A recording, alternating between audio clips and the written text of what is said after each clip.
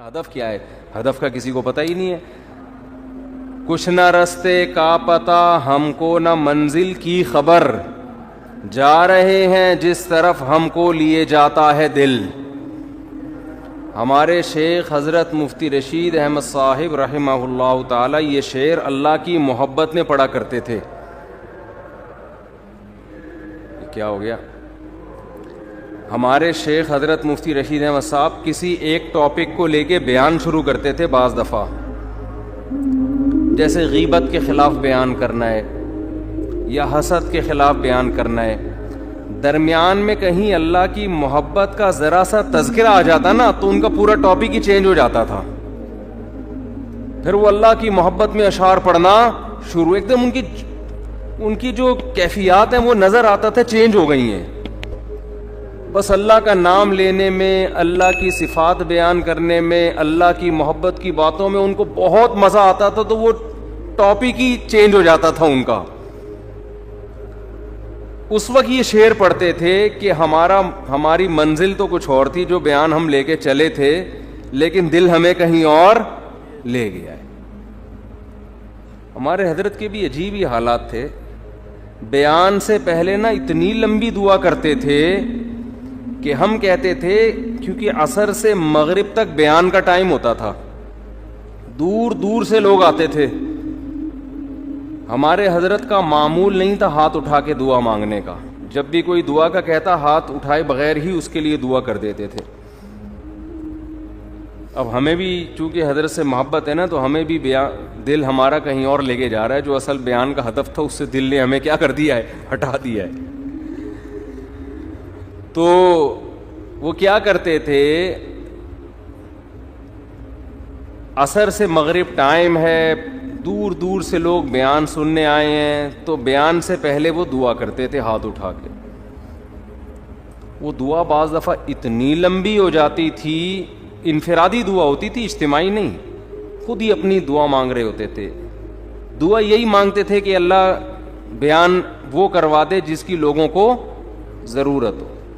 وہ بعض دفعہ اتنی لمبی دعا ہو جاتی تھی کہ بیان کے لیے ٹائم بہت تھوڑا بچتا تھا. تو ہمیں تھوڑا غصہ بھی آتا تھا، حیرانگی بھی ہوتی تھی کہ اتنی دور دور سے لوگ آئے ہیں، دعا تو آپ کسی اور ٹائم مانگ لینا، لیکن آپ تو دعا میں ہی سارا ٹائم لگا دیا آپ نے.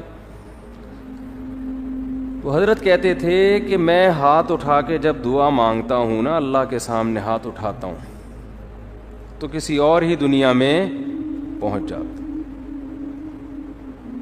بس پھر وہ اسی میں حضرت کو اتنا مزہ آتا تھا کہ بیان گیا تیل لینے بیان کیا ایسی کی تیسی، آئے ہمیں تو اب اللہ سے جب مانگنا شروع کیا ہے تو اس میں. لیکن وہ پھر تھوڑی دیر کا بیان ہوتا تھا، حالانکہ نہ کوئی اس میں زمین آسمان کے قلابے ملائے جاتے تھے، نہ کوئی خطابت کے جوہر، سیدھے سادے بیانات ہوتے تھے. لیکن ان بیانات نے ایسی لوگوں کی زندگیوں کو چینج کیا ہے. آج لفاظی بہت ہے، درد دل مارکیٹ سے شارٹ ہے، درد دل نہیں ہے. تو ان کی دعا دیکھ کے نا، اتنی لمبی دعا کے بعد بیان شروع ہوتا تھا، پھر اس دعا کے آثار ان کے بیان میں جھلک رہے ہوتے تھے. تو وہ جب کوئی ٹاپک لے کے چلتے، درمیان میں کہیں اللہ کی محبت کی بات آ گئی نا، تو ان کا پورا بیان چینج ہو جاتا تھا. وہ پھر اللہ کی محبت میں اشعار بہت یاد تھے ہمارے حضرت کو. اتنے اشعار یاد تھے کہ ایک دفعہ کسی نے ان کو کیسٹ دی کہ آپ کو جتنے اشعار یاد ہیں نا اس کیسٹ میں ریکارڈ کر دیں. میرے خیال ہے 1.5 گھنٹے کی وہ کیسٹ تھی. تو حضرت شاعری کرتے کرتے کرتے کرتے کیسٹ پلٹ دی، کرتے کرتے کیسٹ ختم ہو گئی، مگر حضرت کے اشعار ختم نہیں ہوئے. اور وہ سارے اللہ کی محبت میں اشعار پڑھتے تھے. تو اس وقت حضرت یہ شعر پڑھا کرتے تھے کہ جب اللہ کی محبت پہ بات شروع ہو جاتی تھی نا، تو پھر کہتے تھے کہ کچھ نہ رستے کا پتہ ہم کو نہ منزل کی خبر. یعنی بیان میں تو اب ہمارا منزل پتہ ہی نہیں، ہم کیا ٹاپک لے کے چلے تھے. جا رہے ہیں جس طرف ہم کو لیے جاتا ہے دل. اب تو دل نے ہم سے جو کہلوا دی، اب تو ہم وہی کہیں گے. لیکن وہ تو اللہ کی محبت میں تھا نا، وہ تو وہاں تو ٹاپک سے ہٹ جانا ہی ٹاپک تھا. حضرت مفتی تقی عثمانی صاحب دامت برکاتہم کا شعر ہے نا کہ یہاں تو عین منزل ہے، وہ کیا ہے یار، تھکن سے چور ہو جانا. اللہ کی محبت کی جو راستہ ہے نا، اللہ کی محبت میں آپ جو راستہ طے کرتے ہو اللہ کو پار کرنے کے لیے، اللہ کو پانے کے لیے، اللہ کو حاصل کرنے کے لیے آپ جو راستہ طے کرتے ہو نا، اس طے کرنے میں تھک جانا یہی منزل ہے عاشق کے لیے. دیکھو آپ جب کسی ہدف پہ چلتے ہو، راستے میں تھک گئے آپ، تو منزل تک پہنچنا مشکل ہو گیا نا، تو وہ آپ کا سفر کیا ہو گیا؟ ضائع. لیکن حضرت مفتی تقی عثمانی صاحب رحمہ اللہ نے بڑا پیارا شعر کہا کہ اللہ کی راہ میں اللہ کو پانے کے لیے تھک جانا ہی منزل ہے. اللہ یہی چاہتے ہیں کہ تھک جاؤ بس، تم اس تھکاوٹ سے ہی میں ملوں گا.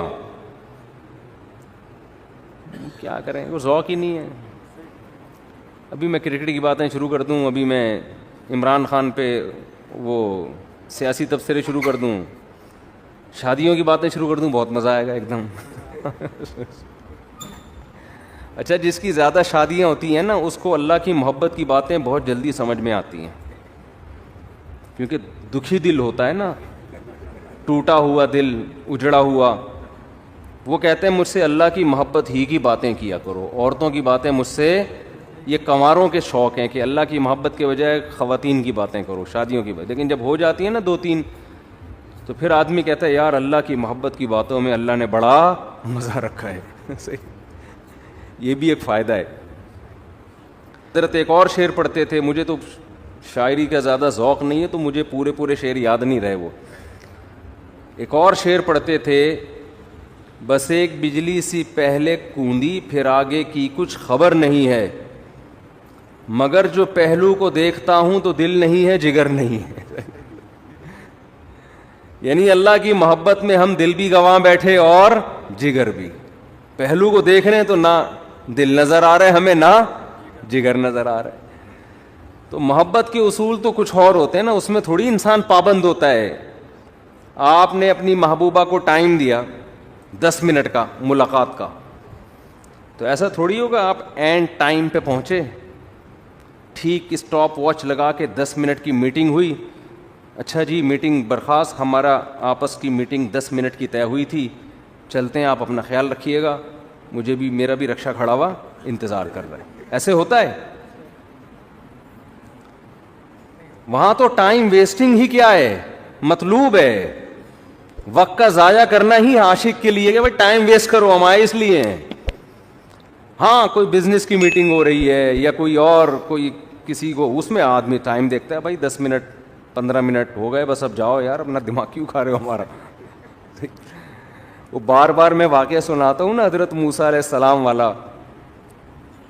موسیٰ علیہ الصلاۃ والسلام کی جب اللہ سے کلام ہوا، اس واقعے سے میں ایک سبق دلاؤں گا آپ کو. بہت سے لوگ کہتے ہیں ہم جب ذکر کرتے ہیں تو ذکر میں مزہ نہیں آتا. حدیث میں آتا ہے نا 100 دفعہ صبح لا الہ الا اللہ وحدہ لا شریک لہ لہ الملک ولہ الحمد یحیی و یمیت وہو حی لا یموت. کیسا مزیدار کلمہ ہے، کیسا مزیدار کلمہ. چائے بڑی خاندانی چیز ہے یار. آپ کو ایک بات بتاؤں، جب آدمی 24 گھنٹے چائے نہ پیے نا، پھر چائے پی کے بیان کرے تو عجیب ہی لطف آتا ہے اس میں.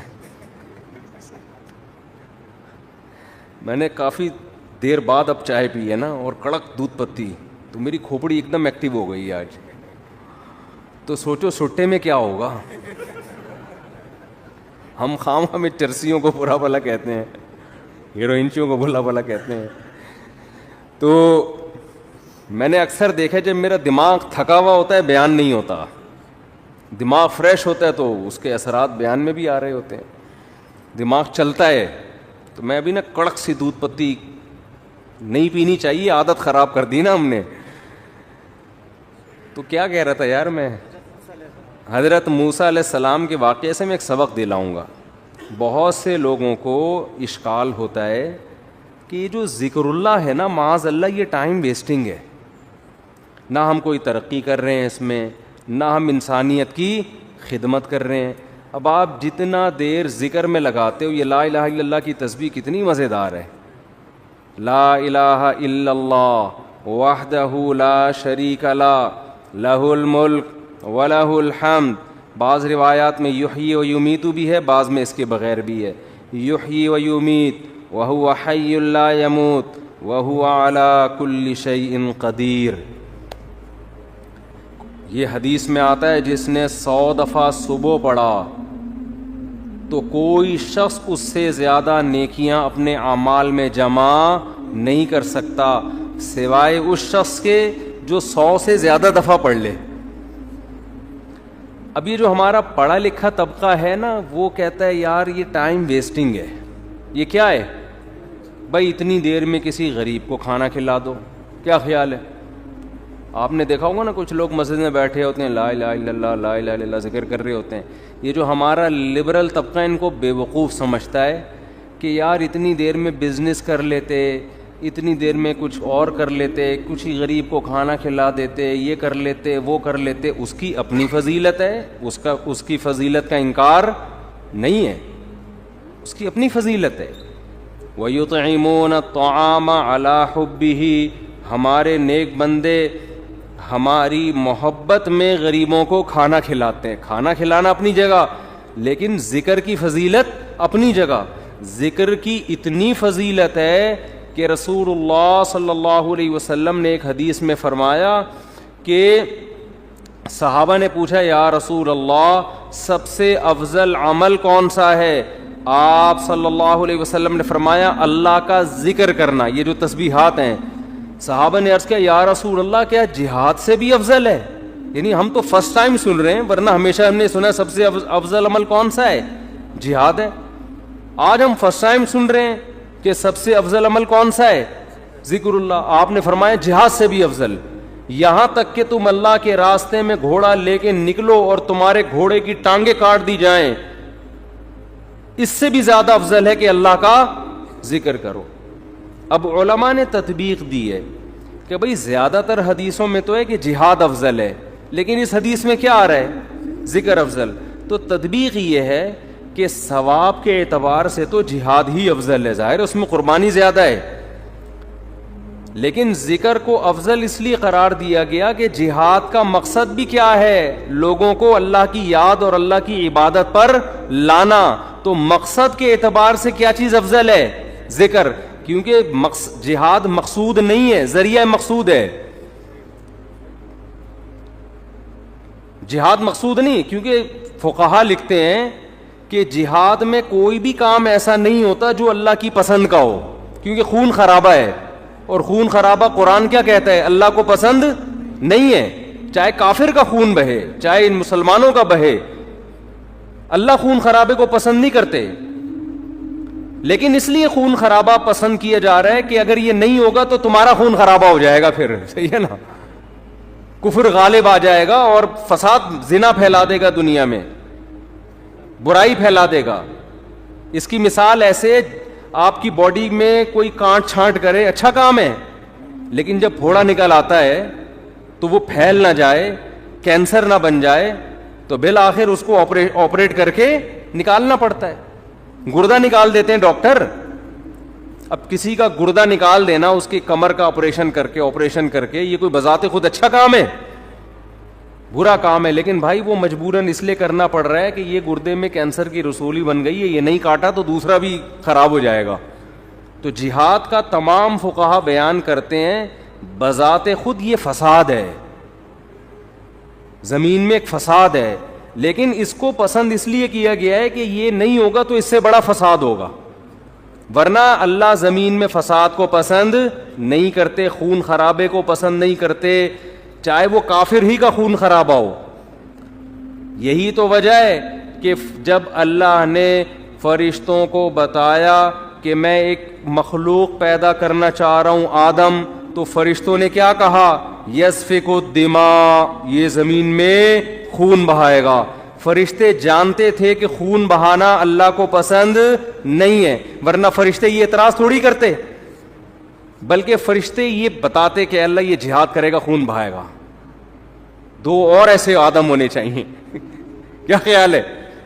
فرشتوں نے کہا وَيَسْفِكُ الدِّمَاءَ, یہ بم بنائے گا, ایک دوسرے کو مارے گا, میزائل بنا کے مارے گا, ابھی نندن کو چائے پلا کے واپس بھیجے گا, یہ بڑی تباہیاں پھیلائے گا دنیا میں. تو اللہ میاں نے اس کا فرشتوں کا جواب نہیں دیا کہ اچھا ہے نا خون بہائے گا تو صحیح ہے نا, نہ یہ نہیں کہا. اللہ نے کہا اعلم ما لا تعلمون, ٹھیک ہے تم نے اس کی ایک بیڈ کوالٹی بیان کی ہے کہ خون بہائے گا, لیکن اس کی کچھ اچھی گڈ کوالٹیز بھی ہیں وہ تم نہیں جانتے. تو اس سے صاف پتہ چلتا ہے اللہ زمین میں خون خرابے کو پسند نہیں کرتے, مجبوری ہے. تو اس لیے نبی نے ذکر کو افضل قرار دیا کہ جہاد سے مقصد کیا ہے, اللہ کا نظام اور اللہ کی محبت لوگوں کے دلوں میں آئے, لوگ اللہ کو یاد کریں. تو مقصد کے اعتبار سے ذکر کی فضیلت ہے جہاد پر, ثواب کے اعتبار سے کس کی فضیلت ہے؟ جہاد کی فضیلت ہے. ظاہر ہے وہ ذکر کرنے والے کا کیا جا رہا ہے, لیکن جہاد میں تو آپ کے خون بہتا ہے, آپ کا بہت بڑی قربانی دینی پڑتی ہے. تو اب میں عرض کر رہا تھا کہ ہمارا جو لبرل طبقہ ہے نا, جو خوش قسم کے لوگ ہوتے ہیں, جو بڑے آج کل براڈ مائنڈڈ بنے پھرتے ہیں, اسلام کے فلسفیانہ انداز سے آپ ان سے بڑی لمبی چوڑی تقریریں کروا لیں, لیکن اللہ کا ذکر نہیں کرتے. اور نہ کرنا تو چلو اتنا بڑا جرم نہیں ہے, جو ذکر کر رہا اس کو کیا سمجھتے ہیں؟ بے وقوف. کہ بھائی یہ فلاں بزرگ سے بیعت ہے اور ان کی وہاں بیٹھا ہوتا ہے مسجد میں, صبح صبح انہوں نے بولا یہ اللہ اللہ کیا کرو تو بیٹھ کے اللہ اللہ کر رہا ہوتا ہے, یا کسی حدیث میں پڑھ لیا یہ ذکر کرنا. اچھا, اپنے کاموں کو بنانے کے لیے وظیفے پڑھنے والے مارکیٹ میں بہت. آپ کہیں دیکھے ہو نا اللہ اللہ کر رہا ہے تو سمجھ لو اس کی شادی نہیں ہو رہی, کسی نے اس کو شادی کا وظیفہ بتایا. بھائی ایسے نیک مارکیٹ میں شارٹ ہیں جو اللہ اللہ کر رہے ہیں صرف اللہ کو یاد کرنے کے لیے. ایسے نیک مارکیٹ میں کیا ہیں؟ شارٹ چل رہے ہیں. تو ایسے نیک لوگوں کو لوگ بے وقوف بھی سمجھتے ہیں کہ ٹائم ویسٹنگ, یہ کر لیتے یہ کر لیتے یہ کر لیتے. ہم نے اپنے اکابر کو دیکھا ہے جنہوں نے بڑے بڑے کام کیے, لیکن آپ ان کے ذکر کی ڈیٹیل میں جائیں تو ایسا لگتا ہے یار یہ تو اتنا ٹائم یہ ذکر اللہ میں گزارتے تھے, ان کے پاس باقی کاموں کے لیے ٹائم کب بچتا تھا؟ لیکن باقی کام بھی انہوں نے بہت کیے. تو یہ جو لبرل طبقہ ہے نا ہمارا, ان کو یہ صوفی ٹائپ کے لوگ جو اللہ اللہ کر رہے ہیں تسبیح پکڑ کے یا ویسے ہی, ان کو یہ برے لگتے ہیں کہ ٹائم ویسٹ کر رہے ہیں. لیکن بات یہ ہے کہ جب انسان کو کسی سے محبت ہوتی ہے تو محبوب کی یاد میں ٹائم ویسٹ کرنا یہ اس کو ٹائم کی ویسٹنگ لگتا نہیں ہے. یہی تو منزل ہے بھائی, ہم پیدا ہی اللہ کے لیے ہوئے ہیں, ہو جائے اللہ کی یاد میں ٹائم ویسٹ, سبحان اللہ, اور کیا چاہیے. جانا کس کے پاس ہے؟ ہم نے اللہ کے پاس جانا ہے. تو ٹائم بچانا کہتے کس کو ہیں؟ میری یہ سمجھ میں نہیں آتا. ایک صاحب مجھ سے الجھ گئے کہ اتنا ٹائم ویسٹ کر رہے ہیں. میں نے کہا ویسٹنگ آف ٹائم کی ڈیفینیشن کیا ہے؟ کیا ڈیفینیشن ہے اس کی؟ یہ بہت امپورٹنٹ سوال ہے. دیکھو گورے کا معیار الگ ہے ٹائم ویسٹ کرنے کے بارے میں, مسلمان کا معیار الگ ہونا چاہیے. جب آپ منزل متعین کر لیتے ہیں نا تو اس منزل کی طرف جو بھی راستہ آپ کو لے کے جائے گا اس میں ٹائم کھپانا ٹائم ویسٹنگ نہیں ہے. اور جو کام آپ کو اس منزل سے ہٹا رہا ہے چاہے دیکھنے میں وہ کتنا قیمتی کام لگے, لیکن اسلام اس کو ٹائم ویسٹنگ کہتا ہے. مثال وہی میں ڈاکٹر اور باکسر والی لے آتا ہوں. آپ کا ہدف تھا ڈاکٹر بننا, صبح شام آپ کیا کر رہے ہو؟ باکسنگ سیکھ رہے ہو. اب باکسر تو کہے گا زبردست یار یہ آدمی ٹائم کا بڑا پابند ہے. ٹھیک صبح 8 بجے آ کے مکے لگاتا ہے, پھر جا کے ناشتہ کرتا ہے, پھر تھوڑا آرام کرتا ہے, اس کے بعد پھر دوپہر ٹائم. تو تو دیکھنے میں تو لگ رہا ہے کہ یہ ٹائم ویسٹ نہیں کر رہا, لیکن جس آدمی کو پتا ہو کہ آپ کا ہدف ڈاکٹر بننا ہے, وہ کہے گا یہ ٹوٹلی ٹائم آپ کا کیا ہو رہا ہے, ویسٹ, ٹوٹلی, اس کا کچھ بھی فائدہ نہیں ہے فیوچر میں. آپ میرے پاس لوگ آتے ہیں 40 سال کے 45 سال کے کہ ہم عالم بننا چاہتے ہیں, مدرسے میں داخلہ لے کے ہم کیا بننا چاہتے ہیں, عالم. میں ان سے کہتا ہوں آپ دین کا علم حاصل کر لیں بقدر ضرورت, قرآن کی تفسیر پڑھ لیں, احادیث پڑھ لیں, بقدر ضرورت مسائل سیکھ لیں. پراپر عالم بننے کا ٹائم اب گزر گیا ہے, اب ٹائم ویسٹ ہوگا آپ کا. کہتے ہیں یار میں علم دین میں اپنے آپ کو کھپاؤں اور ٹائم ویسٹ. میں کہتا ہوں بھائی بات یہ ہے کہ جتنی 8 سال آپ کو محنت کرنی پڑے گی نا, اس کا آؤٹ پٹ اتنا اب نہیں نکلے گا. اس کی وجہ اس سے زیادہ آپ کسی اور کام میں اپنی صلاحیتیں کھپا سکتے ہو, اس کا آؤٹ پٹ زیادہ اچھا ہوگا. جیسے کوئی آدمی 50 سال میں میڈیکل کالج میں ایڈمیشن کے لیے جائے, ابے تو 4 سال وہاں لگائے گا, 2 سال پھر ہاؤس جاب ہوگی, اس کے بعد تجھے ایکسپیرینس چاہیے نا. ایکسپیرینس کے لیے 15 20 30 سال کے بعد جا کے انسان ڈاکٹر بنتا ہے, جو لوگ کہتے ہیں ہاں یہ اب کیا ہے, اسپیشلسٹ ہے یا واقعی ایک تجربے کار ڈاکٹر ہے. تو اس وقت ہے تو آپ کا انا للہ ہو چکا ہوگا, یا آپ اتنے بوڑھے ہو چکے ہوگے کہ کام کرنے کا ٹائم ہی نہیں ملے گا.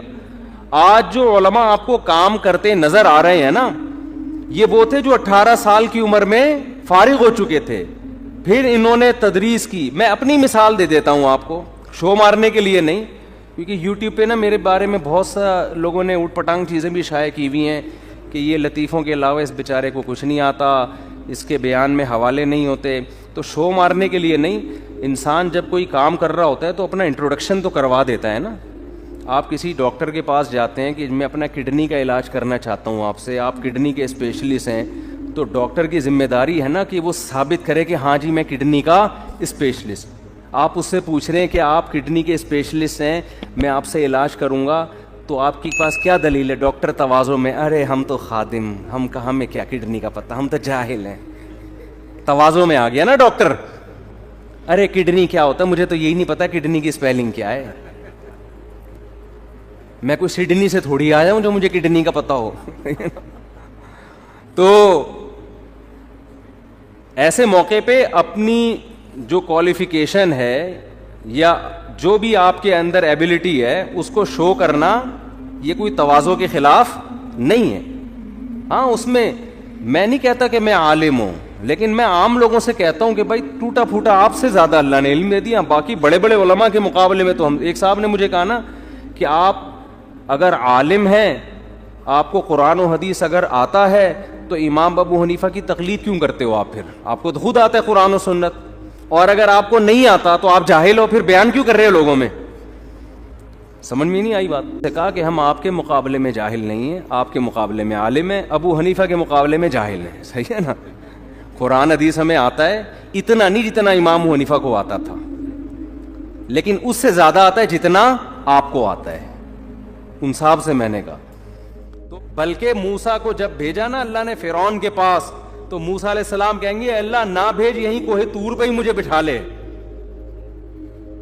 وہ تو اللہ نے آرڈر دے دیا تھا فرعون کے پاس جاؤ, تو چلے گئے, ورنہ دل موسیٰ علیہ السلام کا جانے کا نہیں چاہ رہا تھا. بس یہی دل چاہ رہا تھا اللہ سے ہی ہم کلام ہوتا رہوں, میں اللہ سے ہی باتیں کرتا رہوں. تو قال ہی عصایا, اب وہاں کوئی لبرل بیٹھا ہوا ہے, سائنٹسٹ بیٹھا ہوا ہے, تو موسیٰ علیہ السلام پر اعتراض کر. موسیٰ علیہ السلام کیا کہہ رہے ہیں؟ ہی عصایا, یہ میری لاٹھی ہے, اتوکأ علیہا, اس پہ میں ٹیک بھی لگاتا ہوں, واہش بہا علی غنمی, درختوں کے پتے جھاڑ کر اپنی بکریوں کو پتے بھی کھلاتا ہوں, ولی فیہا مآرب اخری, اور اے اللہ بہت سارے اور بھی کام ہیں, پرمیشن دے تو پوری رپورٹ پیش کر دوں تیرے سامنے.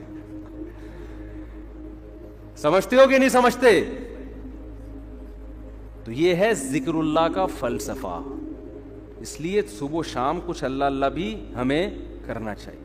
کوئی بات نہیں ٹائم ویسٹ ہو رہا ہے, دل لگے نہ لگے, لا الہ الا اللہ, کوئی عبادت کے لائق نہیں ہے سوائے اللہ کے, لہ الملک وحدہ لا شریک لہ، اکیلا ہے، اس کے ساتھ کوئی شریک نہیں ہے، لہ الملک، اسی کے لیے بادشاہی ہے، ولہ الحمد، قابل تعریف صرف وہی ذات ہے، یحیی، جس کو چاہتا ہے زندگی دیتا ہے، مردوں کے زندہ پیدا کر دیتا ہے نا، انڈے سے چوزا نکال دیتا ہے، مردہ چیز تھی، ویمیت، جس کو چاہتا ہے موت دے دیتا ہے۔ مائیکل جیکسن نے پورا زور لگا دیا 100 سال زندہ رہنے کا، اللہ نے چاہا 50 سال کے بعد ڈاکٹروں کے پینل کے بیچ میں سویا ہے، صبح پولیس بھی اس کو نہیں اٹھا سکی۔ اتنے بڑے بڑے تصرفات کس نے اپنے ہاتھ میں رکھے ہیں؟ اللہ نے۔ کتنے میڈیکل سائنس نے ترقی کر لی، پھر بھی ڈاکٹر بھی مر جاتے ہیں، اور کوئی ضروری نہیں کہ پوری عمر 50 سال میں مر جاتے ہیں، 40 سال میں مر جاتے ہیں۔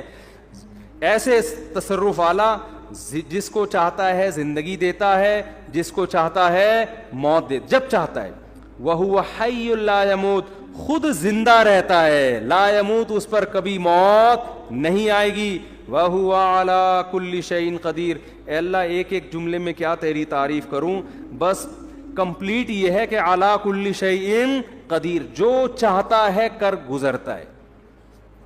کتنا مزیدار کلمہ ہے یا نہیں ہے؟ تو 100 دفعہ پڑھ لو صبح۔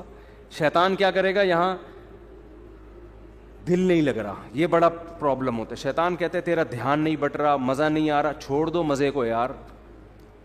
ہم نے بڑے بزرگوں سے سنا ہے کہ اگر اللہ کے ذکر میں دل نہ لگ رہا ہو نا تو ٹینشن نہ لیا کرو، یہ سوچا کرو زبان تو اللہ کو یاد کر رہی ہے نا، یہ بھی بہت بڑی فضیلت ہے۔ زبان یاد کر رہی ہے کافی ہے، دل بھی انشاءاللہ ایک نہ ایک دن لگ جائے گا، نہ بھی لگے تو عین منزل ہے تھکن سے چور ہو جانا۔ کیا خیال ہے؟ نہ لگے دل یار۔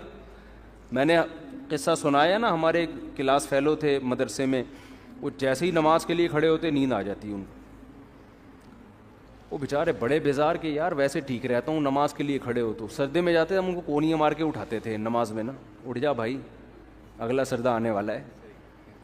وہ بہت تنگ آ گئے نا، انہوں نے حضرت کو لکھ کے دیا، حضرت نے کہا کہ کوئی بات نہیں یار، آپ جان کے تو نہیں سو رہے نا، اللہ کو یہی ادا پسند ہے کہ نیند آ رہی ہے، دل نہیں لگ رہا، پھر بھی کیا کر رہا ہے؟ میرے حکم پر عمل۔ مزوں کی زندگی جنت میں ہے، یہاں نماز میں مزہ آ جائے اچھی بات ہے، ذکر میں مزہ آ جائے یہ تو زیادہ اچھی بات ہے، مزہ نہیں آ رہا کوئی بات نہیں، زبان سے کرتے رہو چاہے مزہ نہ بھی آئے، آخرت میں اللہ ذکر کی لذت انشاءاللہ دے دے گا۔ قرآن میں آتا ہے کہ جنتی اللہ کا ذکر کریں گے لذت حاصل کرنے کے لیے، کیونکہ وہاں تو ان کو وہ مزہ آئے گا جو موسیٰ علیہ السلام کو اللہ سے بات چیت میں مزہ آ رہا تھا۔ تو جنتیوں کو اللہ کا نام لینے میں، جنت میں ذکر کا کوئی ثواب نہیں ہے، یہاں ثواب ہے، وہاں کوئی ثواب نہیں ہے۔ کیوں؟ وہاں جنتیوں کو مزہ اس کام میں آ رہا ہوگا، اللہ کو یاد کرنے میں، اللہ کی حمد و ثنا کرنے میں، تو اس لیے ذکر میں مزہ آئے نہ آئے کر لیا کرو، ہمت کر کے عادت ڈالو اس کی۔ تو خیر میں بات کو بس سمیٹ رہا ہوں 5 منٹ میں، تو میں یہ عرض کر رہا تھا کہ شیطان کیا کرتا ہے؟ آپ کو آپ کی منزل سے ہٹاتا ہے۔ ہماری منزل کیا ہے؟ جنت، تو ہم نے فوکس ان اعمال کو کرنا ہے جو ہمیں کہاں لے کے جاتے ہیں؟ جنت میں، اور وہ اعمال اللہ نے قرآن میں بیان کیے ہیں کہ زنا مت کرو، چوری مت کرو، سمجھ رہے ہو، جھوٹ مت بولو، پیسوں میں کرپشن، یہ ساری آیتیں میں پڑھوں گا نا تو بیان لمبا ہو جائے گا، ایک ایک چیز پر آیت ہے۔ وَيْلٌ لِّلْمُطَفِّفِينَ إِذَا اكْتَالُوا عَلَى النَّاسِ يَسْتَوْفُونَ، اپنا حق جب لینے کی باری آتی ہے پورا حق لیتے ہو، جب دینے کی باری آتی ہے ڈنڈی مارتے ہو، یہ کام مت کرو۔ اوفوا بالعہد، کسی سے ایگریمنٹ کرو تو معاہدوں کو پورا کرو۔ لا يحل لكم ان ترثوا النساء کرہا، عورت کا مال بولو نا مت کھاؤ، سمجھتے ہو؟ بہت ساری اس طرح کی، اس میں کسی کا اختلاف نہیں ہے، کوئی حنفی کا، شافعی کا، کوئی اہل حدیث کا، کوئی دیوبندی بریلوی، اس پہ سب متفق ہیں، لیکن ان چیزوں پہ بحث نہیں ہوتی۔ ہماری بحث شروع کہاں سے ہوتی ہے؟ ان موضوعات سے شروع ہوتی ہے جو قرآن نے بیان نہیں کیے۔ کیوں شروع ہوتی ہے؟ اپنی علمیت کو جھاڑنے کے لیے کہ مجھے یہ بھی آتا ہے، مجھے رفع الیدین کی حدیثوں کا سارا پتہ ہے، مجھے امام کے پیچھے فاتحہ والی حدیث حوالوں کے ساتھ یاد ہیں، کوئی مولوی لے آؤ میرے سامنے جس کو پتہ ہو، یہاں سے شروع ہوتی ہے ہماری تقریر, سمجھ رہے ہو نا. ابے عوام کو اس کا کیا فائدہ, یہ تو صحابہ میں اختلافی مسئلہ تھا. ہمارے حضرت سے کسی نے فون کر کے پوچھا کہ وہ فلاں کہتے ہیں امام کے پیچھے فاتحہ اگر نہیں پڑھتے نماز نہیں ہوتی.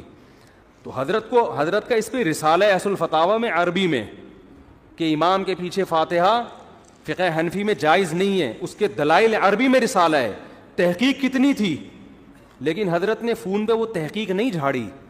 حضرت نے ان سے کہا کہ جو آپ کو اس بحث میں الجھا رہا ہے نا, کہہ رہا ہے امام کے پیچھے فاتحہ نہیں پڑھو گے تو نماز نہیں ہوتی, اس سے کہو کہ کیا صحابہ میں بعض ایسے تھے جو فاتحہ پڑھنے کے قائل نہیں تھے؟ تو وہ یقیناً ایسے صحابہ تھے. تو کہا ان کی ہو جاتی تھی, جب ان کی ہو جاتی تھی ہماری بھی ہو جاتی ہوگی. ٹھیک ہے نا, مختصر جواب دیا کہ بھائی کوئی اور کام میں لگا اپنے آپ کو, کیونکہ حضرت اس کو وہ رسالے میں الجھا دیتے, پھر وہاں سے جواب, پھر یہاں سے جواب, اور پھر وہ جب مرنے سے پہلے بہت بڑا امام کے پیچھے فاتحہ والے مسئلے میں پی ایچ ڈی کر کے جاتا, اور ساری زندگی علماء کو برا بلا کہنے میں. ابے ان کو کیا پتا, یا تو اہل حدیث کی مخالفت میں زندگی کھپا دیتا یا حنفیوں کی مخالفت میں. صحابہ کرام میں فاتحہ پڑھنے والے بھی تھے اور نہیں پڑھنے والے بھی, لیکن ان بحثوں کو انہوں نے موضوع نہیں بنایا. جس کے پاس جو حدیث پہنچی عمل کر رہا ہے اس پہ. انہوں نے موضوع کس کو بنایا؟ روم اور فارس کو. لڑنا ہے بھائی, جہاد کرنا ہے. سلطنت بڑی بڑی جو سلطنت ہزار سال سے ان کے اکھاڑ کے پھینک دیا انہوں نے, اکھاڑ کے وہاں جا کے اسلام قائم کیا. پھر کوئی زور سے آمین کہہ رہا ہے, کوئی کیا کہہ رہا ہے آہستہ آمین, اگلے کی واٹ لگا دی. اگلے کی کیا لگا دی؟ ایسی کی بت پرستی ختم کر دی. محمود غزنوی نے سومنات کے مندر توڑ دیے نا, حنفی تھا محمود غزنوی, تو اس کو شافیوں سے بھی کوئی مسئلہ نہیں تھا, کیونکہ ہندوستان میں کیرلا میں شافی بھی بہت تھے, انہوں نے بھی محمود غزنوی کا ساتھ دیا ہوگا. انہوں نے کہا بھائی بت پرستی کے سب خلاف ہیں, کوئی بات نہیں یار, فاتحہ پڑھ رہا ہے نہیں پڑھ رہا, یوں کر رہا ہے نہیں کر رہا تو اللہ کی عبادت ہے نا, تو اس سے کیا ہو جاتا ہے یوں کر لیا یوں نہیں کیا. آپ نے ایسے ایشوز بنا دی قوم میں, اور لوگ پھر انہی لوگوں کو بہت بڑا اسکالر سمجھ رہے ہیں, حالانکہ یہ اندر سے کیا ہوتے ہیں؟ کھوکھلے. جس کے پاس علم میں مضبوطی ہوگی وہ کبھی بھی ان مسائل میں قوم کو الجھانے کی کوشش نہیں کرے گا. اس کو پتہ ہے قرآن کے اصل موضوعات یہ ہیں نہیں. تو میں عرض کر رہا تھا کہ ہمارا ہدف کیا ہونا چاہیے؟ جنت. شیطان کا ہدف کیا ہے؟ میں کہہ رہا تھا شیطان اپنے ویژن میں اور اپنے ٹارگٹ میں کلیئر ہے, ہم کلیئر نہیں ہیں. تبھی شیطان کی پلاننگ بڑی جاندار ہوتی ہے, ہماری پلاننگ جاندار اس لیے نہیں ہوتی, ہمیں پتہ ہی نہیں ہوتا سالے جانا کہاں ہے ہم نے, ڈاکٹر بننا ہے کہ باکسر بننا ہے, یزید پہ پی ایچ ڈی کرنی ہے, بنو امیہ پہ پی ایچ ڈی کرنی ہے. ہمارا ہدف ہی کلیئر نہیں ہے. شیطان کا ہدف کلیئر. شیطان کہتا ہے تو بنو امیہ پہ پی ایچ ڈی کر نہ کر, میں تجھے ان اعمال سے روکوں گا جو تجھے جنت میں لے جانے سے روکیں گے. کیوں کرتا ہے یہ؟ بس یہ بات اس لیے کرتا ہے کہ شیطان کو ہم سے بغض اس لیے ہے کہ اللہ نے شیطان کو جنت سے نکال دیا تھا, اور آدم کو کہاں لے گیا تھا؟ اللہ, جنت میں. تو اس کا پھڈا ہم سے بنو امیہ کا نہیں ہے, صحیح ہے نا, امام کے پیچھے فاتحہ والا نہیں ہے, رفع الیدین والا نہیں ہے. شیطان کا پھڈا ہم سے یہ ہے کہ اس کمبخت انسان کی وجہ سے میں اللہ کے دربار سے نکلا ہوں, یہ پی ایچ ڈی کر لے یزید کے معاملے میں, یہ کمبخت جنت میں نہ جائے, ہر اس عمل سے اس کو روک دوں جو اس کو جنت میں لے جائے گا. تو وہ عمل وہی ہے جو میں نے آپ کے سامنے بیان کیے, جن کو الحمد سے لے کے والناس تک قرآن ڈیفائن کرتا ہے.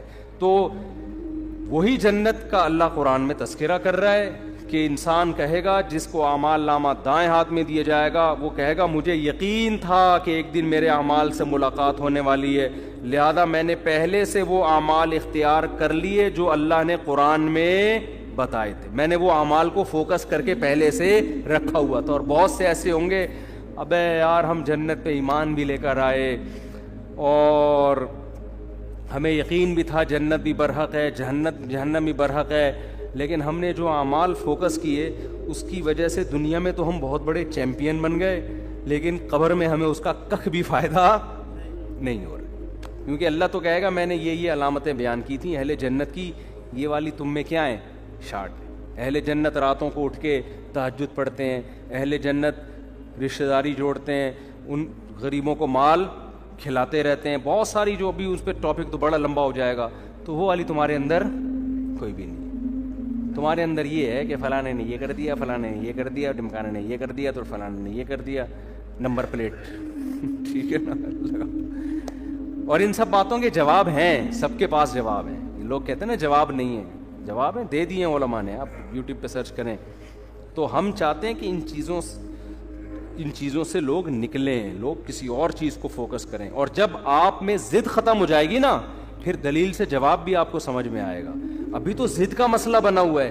جب انسان کسی چیز کو انا کا مسئلہ بنا لیتا ہے, آپ دلائل کے انبار لگا دیں, وہ کبھی بھی ان دلائل کو ماننے کے لیے تیار نہیں ہوتا, ایک نئی بحث چھڑتی ہے. ایسے موضوعات کو کیا ہوتا ہے, ٹھنڈا ہونے دو. جب نیوٹرل ہو جاتے ہیں نا لوگ, پھر آپ آرام سے ایک بات سمجھاتے ہو, لوگوں کی سمجھ میں وہ بات آتی ہے. ابھی تو انا کے مسئلے بنے ہوئے ہیں, یہ ابھی کس کی سمجھ میں آئے گا بھائی یہ. تو اللہ تعالیٰ سمجھنے کی, عمل کی توفیق عطا